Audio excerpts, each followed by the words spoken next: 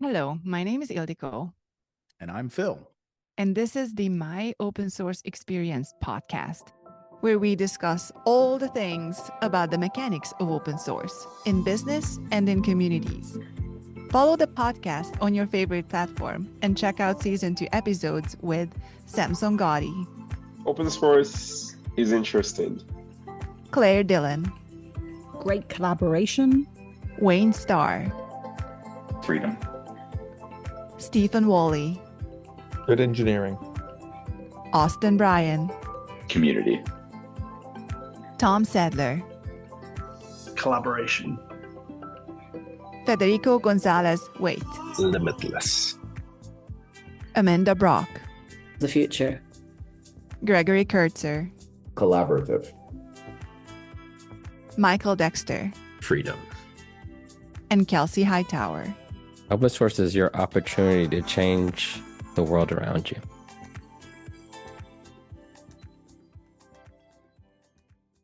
Hello, everyone, and welcome to 2025. This year brings you a lot of new My Open Source Experience podcast episodes. But before we do that, we also wanted to reflect on what happened in 2024, do a little bit of retrospective, what happened in the industry, in the open source ecosystem, what are the things that you should probably look out for if you're not doing that already. We will talk a little bit about open source related events, what to, again, look out for in 2025 and what to add to your travel schedule, and a little sneak peek into what coming in season 2. To dive into 2024 a little bit, there are two big things that sort of landed, I think we can say that. One is the Cyber Resiliency Act, or, well, short CRA, as many people refer to it now. And the other one is the open source AI definition. So we will chew on these two a little bit because they are both really interesting from different perspectives. So, CRA. Legislation landed because the European Commission realized a few years ago now, I think I can say that, that cyber threat is a real thing because modern life is centered around digital connected infrastructure. So literally almost every piece of people's lives can be harmed by someone through the network. Cybersecurity is something that really became the focal point when it comes to legislations, and open source got dragged into this, so to say, because I think the numbers are around 80% of all software solutions depending on and containing open source software. So there's literally no way around it. If you're touching a phone, a computer, there is open source code somewhere so that those devices can provide the functions that you're using. Now, when it comes to cybersecurity, and how the Commission is approaching this space.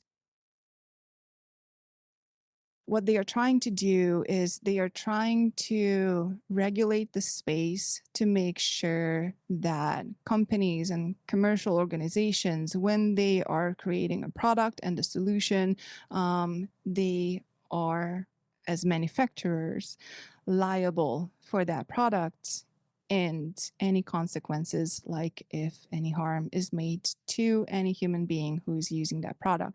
Now, when it comes to open source software, like, who is the manufacturer? So is the European Commission going after volunteers and hobbyists who are working on open source code?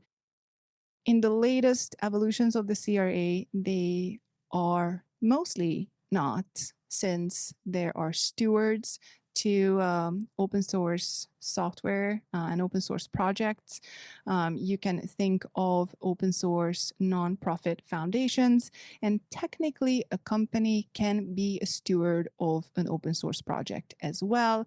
However, that title and role only goes if they don't have commercial interest and commercial product depending on that software, because if they do, then it's a whole different story. So far, this is where the CRA has landed, but when it comes to compliance to it, there's still a lot of standardization type efforts that need to happen. So in order to the whole thing to move to action, there are still a lot of things that have to happen. There is a warning sign up there though. If you look into the dates,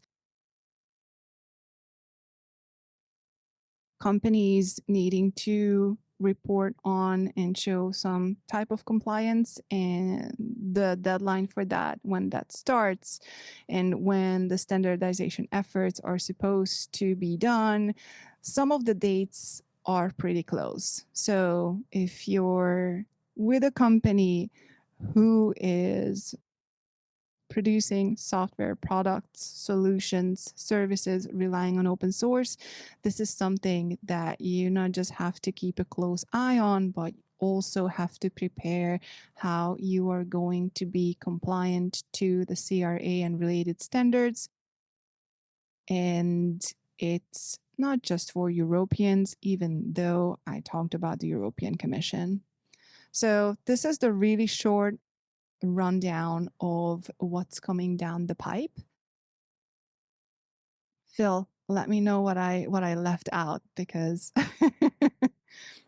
it's a lot. I think you touched upon it well. I guess maybe to give a little more specifics on how things move from the intent of the CRA to the compliance piece and what the standards bodies are doing. One of the areas that I'm familiar with is there's a requirement to notify an open source project if a manufacturer or somebody using that software in a commercial product has found some kind of bug or vulnerability associated with that software. This is a new wrinkle on the relationship between users and projects, in the sense that well, the manufacturer must identify and provide a fix to the upstream if they've created a fix that's going to their downstream users. But that fix doesn't necessarily need to be taken, and often isn't on first blush, when a user, particularly a new user to a community, tries to submit a new feature or a new bug fix. So the relationship between how that gets documented, was the obligation of compliance fulfilled when that fix was provided? Is there a common place that they can notify a project so that they can register that indeed, yes, we have, and we have documented proof that we've done this, right? So there are all of these nitty gritty nuances now that each little aspect of the CRA and the intent of it is now coming to very specific sets of requirements. And how do you actually solve that? What new processes do you put in place, be it in the manufacturers and those users of open source, and in what needs to be in the projects, so that indeed that documentation does happen? So that's the level, I think, where we are. And there's plenty of questions and plenty of gaps that exist that need to be figured out in this period of time. So again, I continue to think that the idea behind the CRA and having some level of standards and regulations, given the breadth of open source across the commercial ecosystem, and particularly across all of the critical infrastructure that exists around the world, it's important to have these kind of baselines that we work off of. But yeah, getting there is it's a slow process. And as you mentioned, I think when the process started with the European Commission, there was a lot of misunderstanding about how open source works. What are the relationships? And I think even still there is confusion, and that will slowly continue to work out. We have cases where commercial entities are using a piece of open source. They're significantly contributing to that open source. They're putting in their commercial product, but they're also doing prototypes with that software in a next evolution with universities as to how that might be used. Well, is that now up to the same security standard as a proof of concept as what's in the commercial product? So, making sure that we're very clear on what is open source, what is meant for commercial use, and what isn't, and whose responsibility it is ultimately to secure that software. These are the things that, like I said, as we go from the intent phase to the specific compliance phase, clarity is sought and is being exposed by everybody. Personally, I like this effect of the CRA, because if you look into the commercial space, like you mentioned, that there are the companies who are using the software, the open source project, and they are participating, contributing back, submitting the bug fixes, not even just the bug report. Maybe they will also they are also doing the bug fixes themselves. This is great, but there are a lot of companies who are just taking the code, hey, it's free, and then they do whatever maintenance they do in-house, and then that's it. And I think very often they are getting labeled with the name freeloaders, and it's not a nice term, but I think it sometimes you have to use it. But on the other hand, I also want to clarify that when the license allows individuals or companies to take the software and do whatever they want with it, like from license perspective, they are not doing anything wrong. Yeah. Oh, absolutely. However, when it comes to, again, the ecosystem and the sustainability of this ecosystem and the economy that sits on top of it, now that is a whole different question. If you think about, base infrastructure like operating system, and even to the level of like cloud software, virtualization, containers, like everybody depends on those pieces. And if everybody in the commercial space would be a freeloader, then these will just crumble. And if that infrastructure crumbles, then everybody will suffer. And, not just those companies, but every single user that they have. So if the idea of you can do maintenance upstream and still have enough control over the process to be able to do your product development workflow mostly as you used to, if by itself this sentence doesn't fly, then I'm happy that we do have something like the CRA that will make companies think about how to do this, and how to contribute to, and well, let's use the word, how to invest in maintaining critical infrastructure. It's like if our taxes didn't go to fix up roads.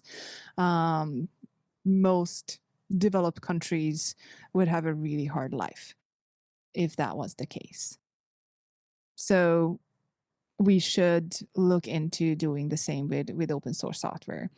However, there's one thing that I think we touched on a couple of times, at least on the podcast as well, is that the 80% number of like depending on open source code also means that once somebody brought one open source component in, that will drag a lot of dependencies into that product and solution with itself.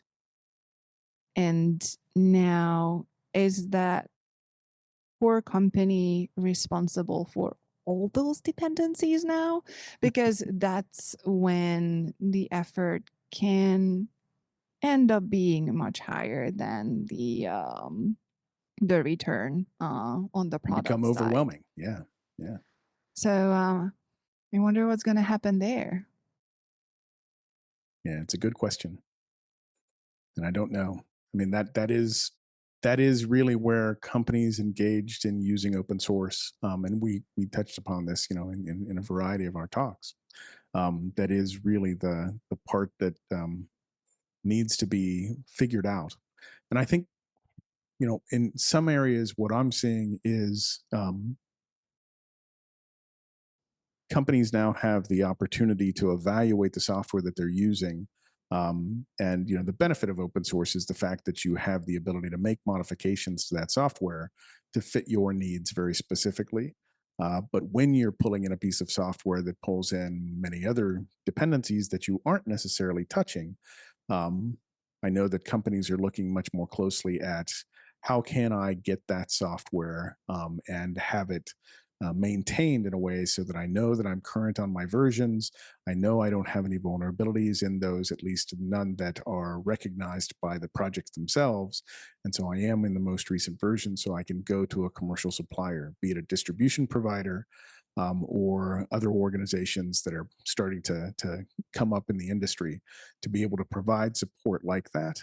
And I know that it's another opportunity, and it's one that's being pursued by a lot of users of open source. I mean, hopefully this will, give a boost to the startup companies in the open source ecosystem. It would be nice to see. I know that when there's a new project popping up that becomes popular, that obviously creates a lot of little startups around it. But it would be nice to see for these startups, more of them to make it, and also maybe not just form around the larger projects, but also all those dependencies that you're bringing in. Like, I think it would be a good way to kind of bring in money into the open source ecosystem in a way that is sustainable. And it's one of aggregation, right? I mean, these commercial entities are working with the upstream projects, and ultimately that's where the funding needs to go, because those are the individuals that are actually putting those new versions out that make sure that when vulnerabilities are posted against their code base, the fixes do go in and new versions do get released. But you can't, because there are hundreds of thousands of these in any given domain. Trying to do that as individuals is it's a non-starter from an administrative standpoint. So having this level of aggregation, and like I said, a big key there is that you're not modifying the software, because nobody wants to modify software that you've modified, or support software that you've modified. It's difficult because they lose control over their own quality. But when that's not the case, a commercial entity, again, like these aggregators, I think it's a reasonable solution to put money into the ecosystem.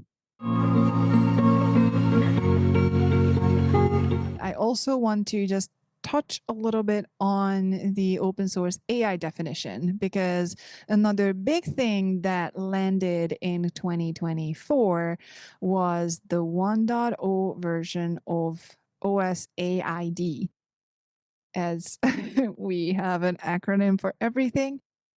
As expected, there's some controversy around the definition. If you look into that open source AI definition, then you will see that, software, models, weights, these are all things that have to be accessible under the four freedoms. And, same thing as with open source software projects, people who are interested should be able to access, modify, try it out, do what they want. However, there is one big piece there that is creating a lot of chatter and conflict and heated discussions around the industry and open source ecosystem all over the place. That is data. There are different opinions floating around in terms of whether data is what makes the AI model, or not. So, like, how much that training data is factored into the end result when you are interacting with AI. However, we also know that not all data is shareable with the wide public. Just think about things like health data, personal information. So it's not something that you can just throw out in the public. At least I don't want all my health and personal data to float out there. It already does for various reasons, but that goes back to cybersecurity and not something that I just posted on the internet because I wanted everyone to see. So data is complicated because again, it affects a lot in terms of the AI engine, but then there are also the circumstances around data because of which not all data can be shared. So in the open source AI definition, there is an outline on, describing what the data set is like that the model was trained on, share as much information about the data set as possible. If there is data set that is available even commercially to purchase somewhere, where that is. So again, sharing as much about the data as possible, but sharing the data itself is not a requirement of the current 1.0 version of the open source AI definition.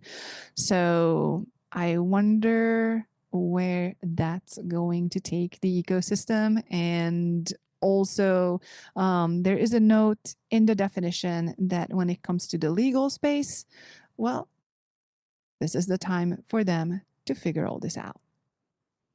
Yep. Yeah, I think the easiest statement we can make there is that we're not done. I think discussion is going to continue. Version 1 is out, but yes, it is lacking from certainly some constituency that's out there. So we'll see what all formulates around how to have open models and what gets to be called an open source model versus other types of open or semi-open models that will be out there. So yeah, I don't think we're done yet, but that's okay because we're pretty new into this AI thing and models and how interesting they can be. Yet, as we both know, that space is moving very quickly. I'm personally happy that there is a 1.0 version of the definition and that it's not the most restrictive because personally, again, personal opinion, if the definition would have gone to the full extent of being restrictive and demanding data access at all times, then what that potentially would have resulted in is either not being taken seriously by most of the players in the AI space or, having only very few things that comply and then we all have access to way less information and software and models and weights of all AI models and AI engines that are out there. And I don't think that would have been a good way to approach it. Like if the industry has a definition that most companies, organizations cannot really rely on for various reasons, I don't think that it would have really given what the industry needs right now, and the ability to have a definition and then just resolve those sort of misadvertisements of, oh, this is an open source AI model, even though there are restrictions in who can actually access and use it and modify it. I think it's more important to have clarity on that and then see where the AI space evolves, where the industry and ecosystem evolves, where the use cases evolve, and then where the open source AI definition evolves with that. Yeah. Yeah, and I agree, right? I mean, one of the pragmatic benefits of an open source license is that it's well enough defined that, we often throw out that term permissionless innovation, right? Where you didn't have to go get any kind of explicit permission from the author to be able to use it in a set of ways that you knew how, and then quite unrestricted, is the open source, the traditional open source for freedoms. And as long as, again, you have some level of permissionless innovation that's manifest from what you have today, that's a benefit for widespread innovation, right, in this AI space around those models. So it's helpful. Might not be the be all end all, but it is still certainly helpful. Yeah, and I think it's also important to mention that the open source initiative, OSI, stewards the space, open source definition, open source AI definition, but they don't have a way to enforce. They can't go after companies, organizations, individuals who are, in violation. So again, if the definition would have been too restrictive, then the only thing I personally think would have been a result is that just in the AI space, OSI and the definition would not be taken seriously. And I think that would be more harmful than a definition that, for good reasons, not everyone agrees with, but that is okay. And again, the space evolves, our understanding of AI and the use of AI evolves. And again, most likely the definition itself will evolve as well. That is why we have a 1.0. So we can have 1.1, 2.0, we'll see. And where you can talk about all these things, CRA, open source AI definition, and all other things open source, there are a lot of events around the globe, quite literally. There is one, 2.5 weeks in Australia, for example, that is called Everything Open. It used to be LinuxConf Australia, but the organizers have been recognizing that it's much more than just Linux that is being discussed there. So they rebranded the event to Everything Open. So if you're looking for LinuxConf Australia, then look for Everything Open. That event is really similar to another big one that a lot of people, including Phil and I, often showing up, which is FOSDEM. That is this year, first weekend of February. And I've never been to LinuxConf Australia, but Phil, you were telling me that that one and FOSDEM, they are kind of very similar. That's the same vibe. Yeah. Yeah, very technical in nature, very much grassroots open source. LinuxConf Australia, which I'm more familiar with than the rebrand, they move it around, and it's actually done from different user groups across both Australia and New Zealand. So it's very grassroots, lots of different mini confs, they call them, that go on at the first part of the week. And yeah, just solid presenters, a lot of people who are very, very knowledgeable. So no, it's a good event. Again, similar to FOSDEM as far as the vibe and the quality of presentations. And when we say technical, that also means that it goes down to the mechanics of how open source software and projects, software or not, are created and how communities operate and work together. So it is going into that type of conversations as well. And when it comes to FOSDEM, it also kind of, not FOSDEM itself, but the ecosystem just evolved into having a week, almost 2 weeks of events around FOSDEM, just because so many people in the ecosystem show up in Brussels for FOSDEM. So if, for example, the CRA and policy type of conversations are important to you, then make sure that you look into the policy summit organized by Open Forum Europe. I think it will be Friday, just before FOSDEM. It's a day of sessions, but let's face it, we're all there to catch decision makers and talk to them, and also talk to like-minded people who are in the same shoes, same boat as you are in terms of trying to figure this out, like what happens to me, my company, my colleagues, and everybody, my employees, once the standards will take effect.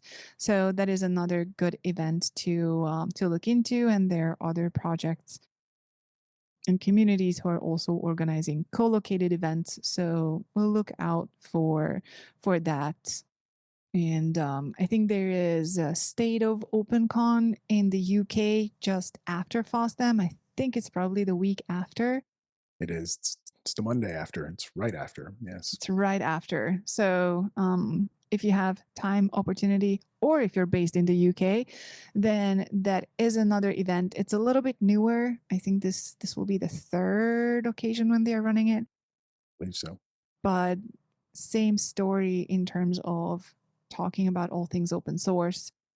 It is a bit of a European roadshow that is interesting and exciting and important for people to look into who care or sort of affected by open source in any shape or form. And then there are some of the other big well-known ones like Open Source Summit. It usually has a North America and a Europe. Also, I think Japan. So Open Source Summit travels around the world. It is global and regional at the same time, if you will.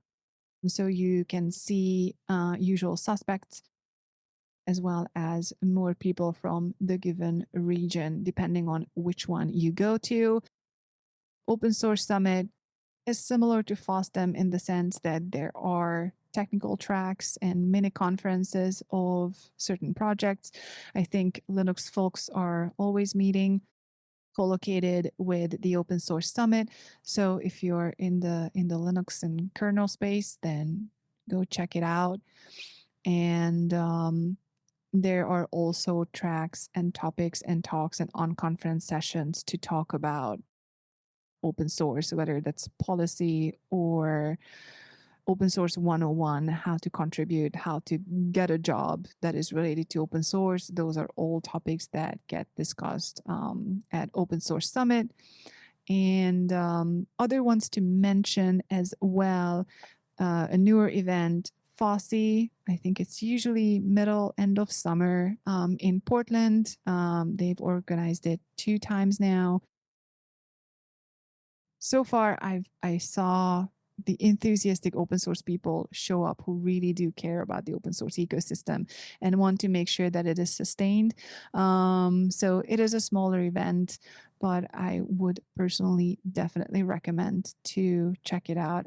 It's less about recorded sessions and more about the hallway track and just putting things on the table, really.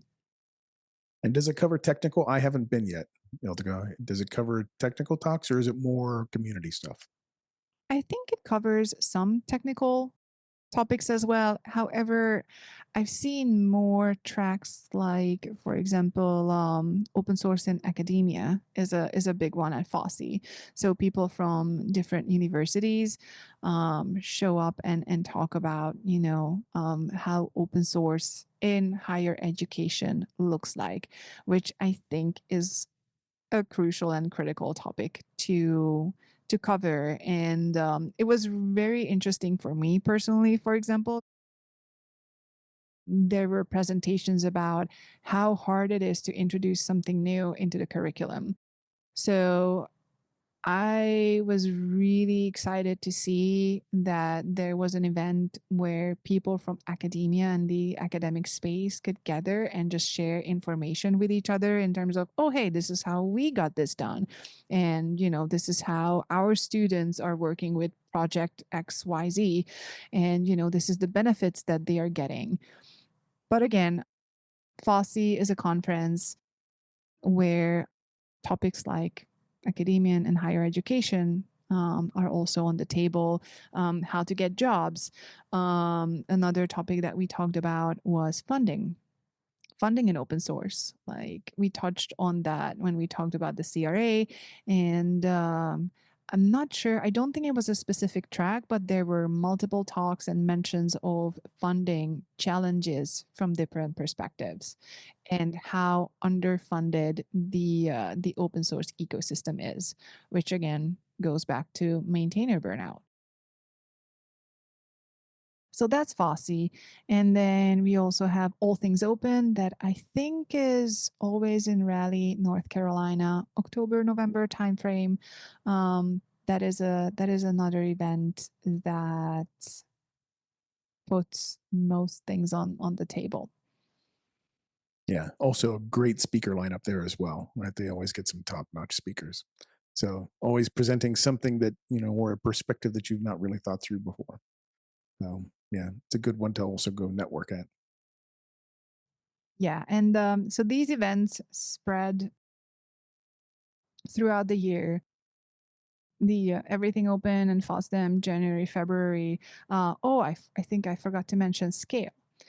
Scale is an event that I think it's in March. Yes, it's beginning of March this year. It's in Pasadena, and that is also an event where you can have you will have access to technical topics, talks, and discussions, as well as more open source focused ones.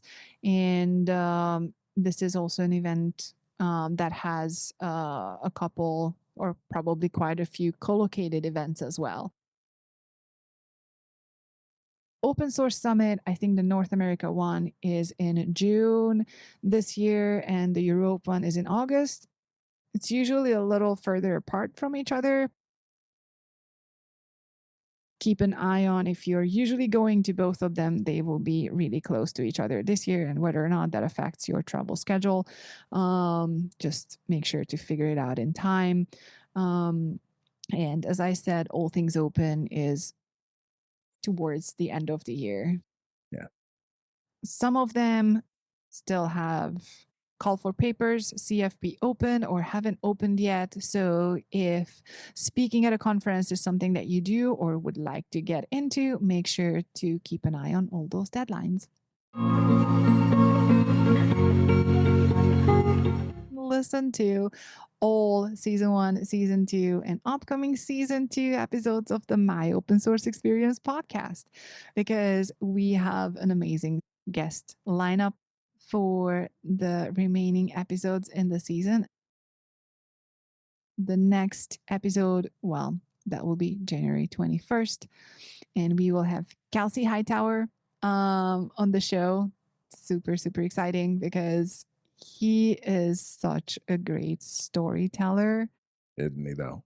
I really enjoyed the conversation that we had with him.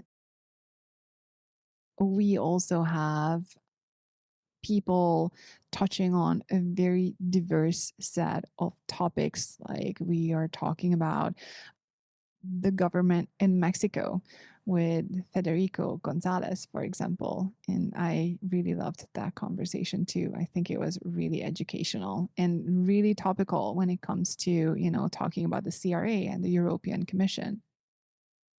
Yep. And governments' reliance on open source and their recognition, right, of their reliance on open source. This is a general theme around the globe.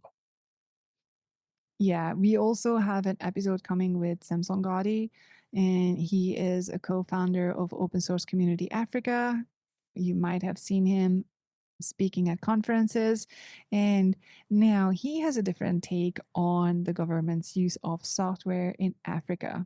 So you will see throughout this season the contrast between how different governments around the globe are approaching the software space. Sometimes open source, sometimes scratching their heads about open source, and sometimes maybe not that open source focused at all. So the awareness is not there everywhere.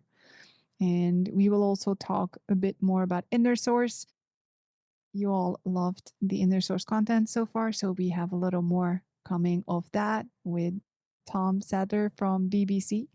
So that will be a really good one too. I really loved that conversation and talking with Tom about how BBC is relying on and participating in open source and all the lessons that individuals and companies are learning throughout this journey. And one part of the company knows about open source and what and how to do about open source, and then there's another part of the company where people are like, what are you talking about? So there's a little bit of that in that conversation too. And Tom, in traditional media, right? That was, it's so interesting to get a perspective or some kind of a glance into the way that industry and an organization like BBC is actually so heavily reliant on open source as well, and folks like Tom in there doing the right things, right, to make them more compatible with the open source ecosystem. So yeah, it's a great talk. Yeah, exactly. And we met Tom at one of the open source summits. So, again, if you're questioning why you should go to events, to meet people. We will also have Austin Bryan from Defense Unicorns. So we actually have 2 guests from Defense Unicorns on season 2. And I'm excited about that one because with Wayne Starr earlier in season 2, we talked a bit more about the developer aspect of open source and how it is used and utilized in the US Army and again, government circles. And with Austin, we are talking about open source from more of a business and management perspective. So it's a great way to see open source from 2 very different perspectives, but in the same organization and organizational ecosystem and circle. So I think that will also be great resource for everyone who's listening to the podcast. So if things like getting the different perspectives interest you, then make sure to check out both Wayne's and Austin's episodes when they are both available. And what's so interesting about that as well is, there's no more slowly moving organization than the U.S. government. And so their desire to move to open source, and they're leveraging companies like Defense Unicorns to get there, put both Wayne and Austin in this position where they're helping evolve this monolith, right, while also being deeply involved in the open source ecosystem, for the benefit of and trying to solve the unique needs of the government. It's a great set of perspectives. Yeah, exactly. And we will have people showing up more from the Linux ecosystem side as well. Like we have Michael Dexter. He is involved in the Portland Linux Unix user group. And with him, we are talking about sustainability, user groups, communities, you name it. So that is a really good conversation as well. If you are, for example, a community minded person and trying to figure out how to sustain the project that you're involved in, there might be some tips and tricks for you in there. And I will not name more names, but we are working on getting you some more people from the Linux kernel community who have been in that ecosystem for a long time now and playing some important roles. So I will keep that as a mystery for now, but keep an eye on all of our announcements as we are making them as part of season 2. Should be fun. With that, again, welcome to 2025. See you on the next episode. And with that, that's all, folks. That was our episode for today. We want to hear from you. Please leave comments under the episodes that you watched. Share your feedback and share your experiences to continue the conversation. And let us know what topics you would like to hear next. We already have a lot of great content lined up for season 2. We will talk about inner source, or in other words, why and how companies are using open source methodologies internally. We will talk about why and how governments are using open source and touch on upcoming legislations such as the Cyber Resiliency Act in Europe. We will also discuss how to create open source projects and communities that last for decades. Stay tuned because the next episode is just around the corner. Wouldn't you wish there was a silver budget, bullet, but no. Silver budget as well. Silver budget that is a That's silver what you bullet. need is a silver. Exactly. That's it. And to be fair, some people. So I bought some bidets. This should have been a very simple project. This should be simple. What bidet do you want? You install the bidet and you sit down and you enjoy the bidet. That's it, simple. But I bought the best bidet. And you know how engineers go. Nothing simple. But we just had a good time just talking and whatnot. And by the end of it, he figured out I played pretty quick. So by the end of it, he actually made me play with him. And so I played music with Kix Brooks. That was fun. Way cool. That's a great story. He is waiting for me to finish this podcast so that I don't know if you